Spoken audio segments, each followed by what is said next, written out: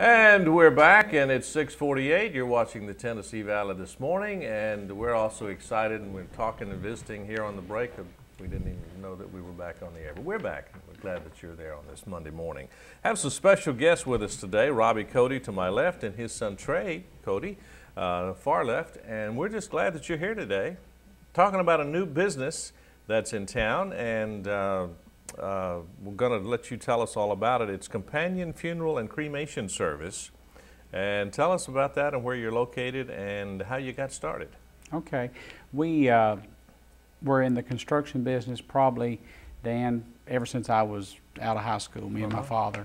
And during this last downturn, we just knew that we needed to do something. We needed something else.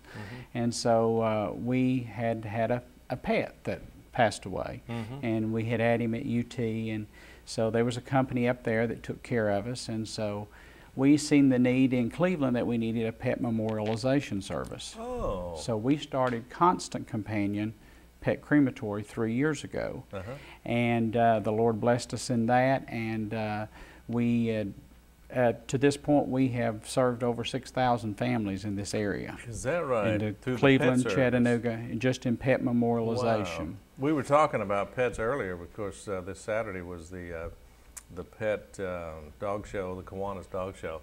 People really do love their pets, don't they? That's correct. And you know, when we got into the pet memorialization process, we found out that so many times that pet is a true member of the family. Yeah. Yeah. I mean, you know, you may have a younger couple that can't have children for some reason, and then that is their children.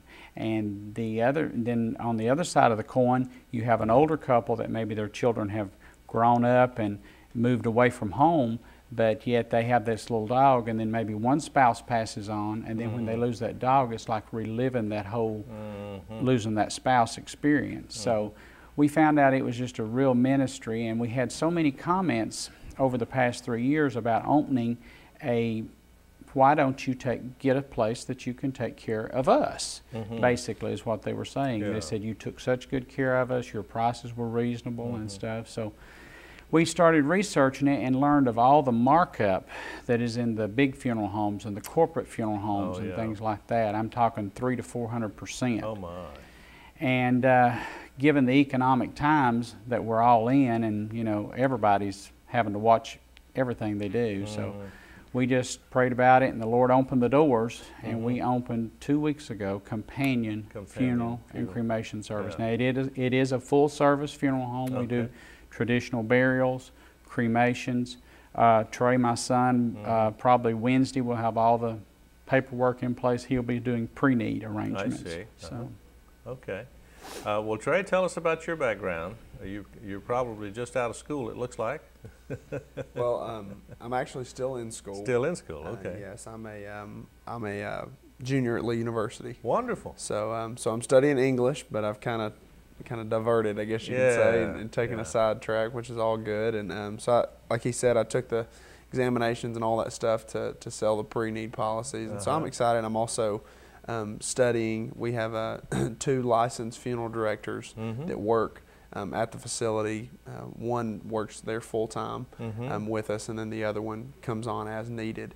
But us both are apprenticing under them to be a licensed funeral director, so I'm doing that as well, online courses over the next couple of years. So I'm studying English there at Lee, and I've ever since we started the pet business, I've helped out doing various things, meeting with families, or or you know, delivering pets back, or doing whatever I needed to do there at the facility. So I'm excited to kind of be a part of it and be on the ground level. It's pretty exciting. So you know, Lee is a fantastic school. I have a granddaughter that's a sophomore there this year. So you're close by, and that's good. It's a great school. You catch people at their most vulnerable times when they're at a loss, whether it be a pet or whether it be an actual family member. So what's your approach to ministering to people in this time of vulnerability? Well, when I met with the 2, like Trae said, we do have 2 funeral director embalmers hired, and they work with us. One is full-time, one is on a contract basis. And when I met with them and interviewed them, and I said our goal is to provide service to people no matter what they have. If they come to us and they say we've only got X amount of dollars, you know, we want them to do whatever we can do. We're going to try to do something. We want them to feel good about it. We want them to feel like that they did the best for their loved one that they possibly could. Because there's nothing worse than being in that situation and then feeling like that because of financial means you've got to do this or that, and you should have done this or you should have done that. That's not what we want at all. We are a very low pressure type thing. It's, you know, most time when we meet with a family, we say, you know, what do you want? What can we do to help you? And that's kind of our approach to it, rather than saying, well, you should do this, or you know, they would have wanted this, you know, and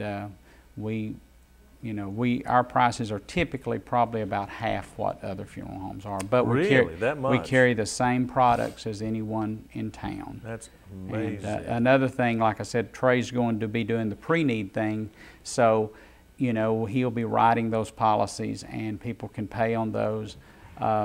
Pre-need is a good thing in the instance that after a certain amount of time, if you're making payments and you don't have it paid off and there's something tragically happens, the insurance part of it pays for your expenses.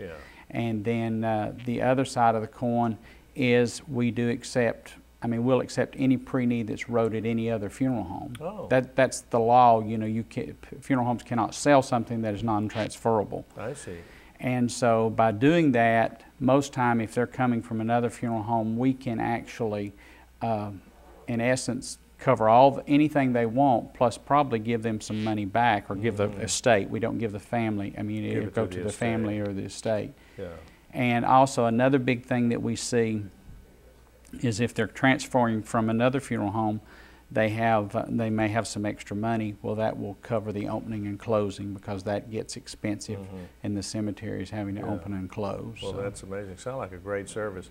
Well, tell us where you're located. You say you've been in business with the new expanded service for 2 weeks? It is. We are on Georgetown Road, across from Clinging Ridge Baptist Church. So if you go out, if you're going out 25th Street, right there at the last red light before the interstate overpass, you turn left on Georgetown, and we're a half a mile down on the right.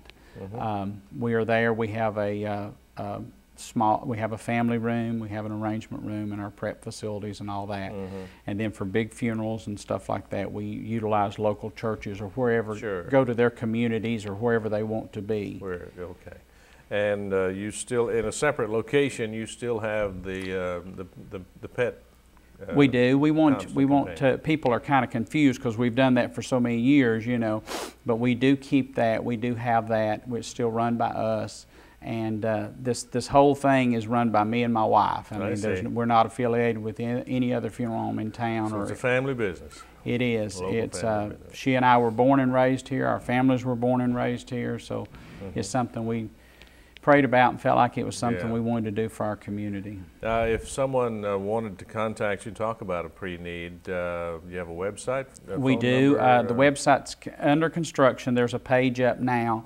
It's just companionfunerals.com. And then the phone number is 473-2620. And 2620. So we have that, so they can get to us that way. Very good. We have to take a break, but I appreciate you coming by and telling us about this new service in town, and hope that if you have that need, that you'll give them a call. Robbie Cody, Trae Cody, thanks so much for being with us today. Have to take a break. It's 6:57, 62 degrees. Back in just a moment.